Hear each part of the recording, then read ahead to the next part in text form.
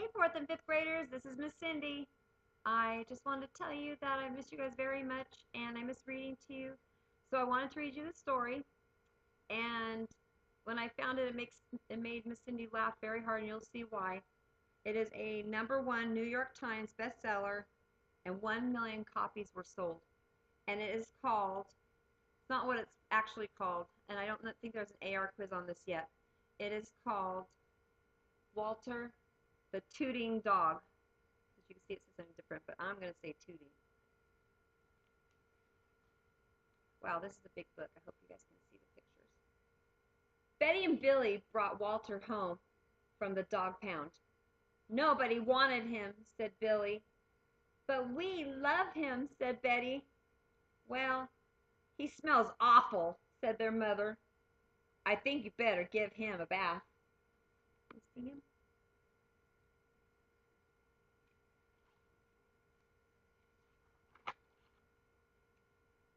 Mother walked in and said, he still smells awful. And that's when they got their first clue. The tail bubbles in the water. He probably just a little nervous, said Mother hopefully. His stomach must be upset. But Walter's stomach wasn't upset. Walter's stomach was just fine. He felt perfectly normal. He just tooted a lot.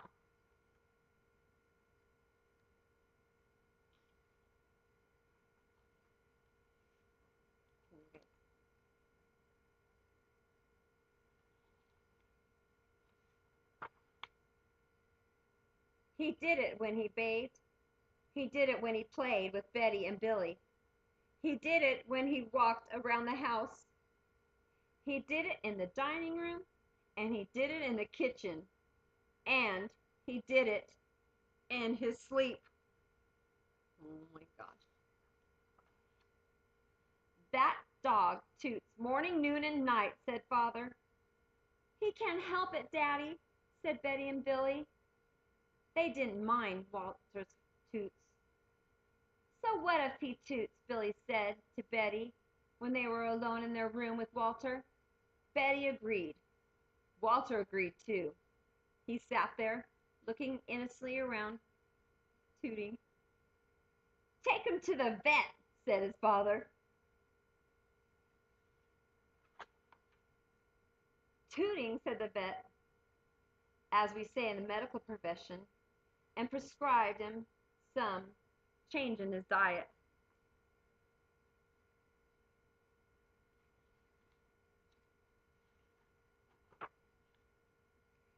They gave Walter every kind of dog food, and he tooted.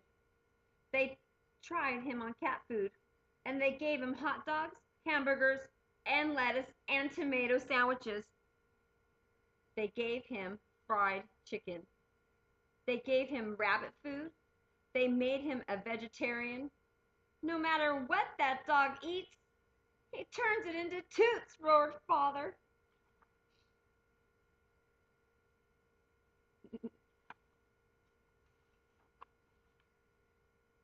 Walter got the blame for everyone else's toots too.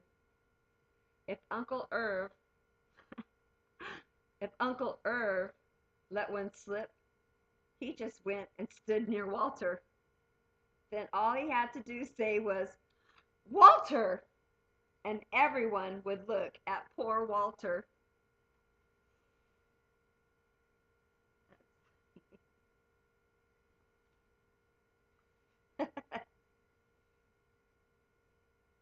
He has to go back to the pound, said Father.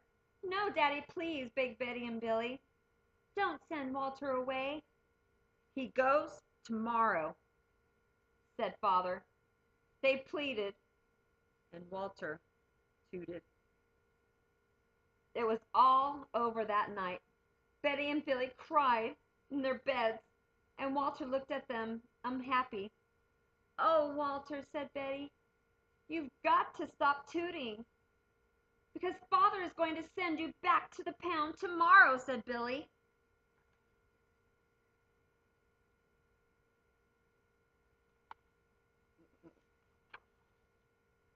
Walter knew how serious the situation was. He had never seen Betty and Billy again, or he would never see them again.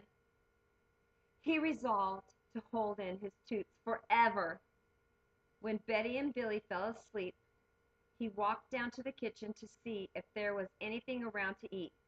He managed to open up the cupboard door with his nose and found the 25-pound bag of low toot dog biscuits the vet had prescribed for him, which made him toot even more. Even though he knew they made him toot more, he couldn't resist. He ate the entire bag. Very tasty, Walter said to himself. Uh-oh, and what's going to happen? And then he went to lay down on the sofa, and a gigantic gas bubble began to build inside him.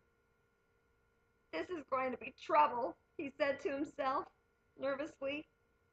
He was afraid of what might happen if he let it go. He thought maybe the house would explode, so he kept it in. It wasn't easy. In fact, it was torture, but he had resolved never to toot again. His future depended on it. As he lay there with his tail wrapped tightly between his legs, he heard a noise at the window. Uh-oh. Where's the picture? Are you guys laughing yet? I'm having a really hard time trying to control my laughter.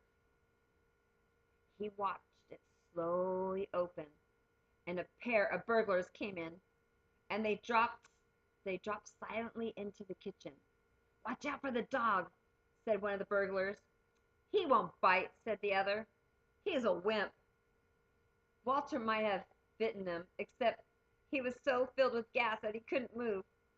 They tied a rag around his snout so he couldn't bark. Okay, whispered the first burglar. Let's clear this place out. And they took everything they could get their hands on. Walter wanted to stop them, but he was having unbearable gas pains. He rolled over on his back and then waved his paws in the air. He gnashed his teeth. We've got it all, said the second burglar. Let's go.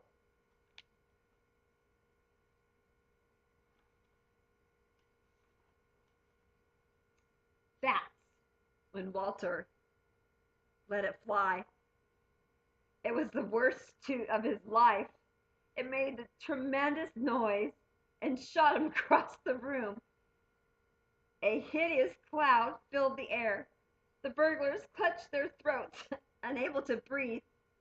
With tears in their eyes, they raced for the window, and they tried to grab their bags with all the valuables in it, but their arms were too weak. Let's get out of here. Let's see, look at there's Walter shooting across the room, and there's the burglars holding their breath.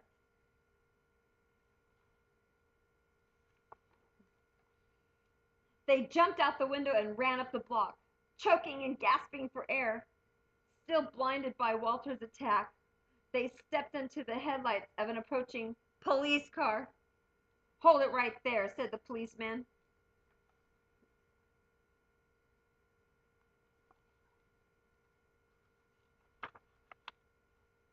When father and mother came down in the morning, they found the open window, and they saw the bag with their valuables in it, and Walter was sitting beside it.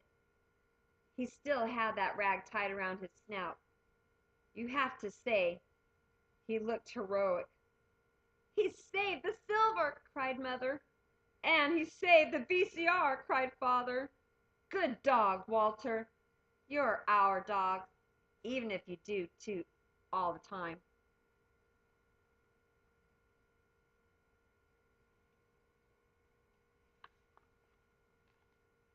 And so the family learned to live with Walter, the hero dog. And that's the end of our tale. The end. Well, I hope it brought a chuckle to you guys. So here's the end of the book. And I hope to see you all soon. And have a great day. And I miss you. Bye.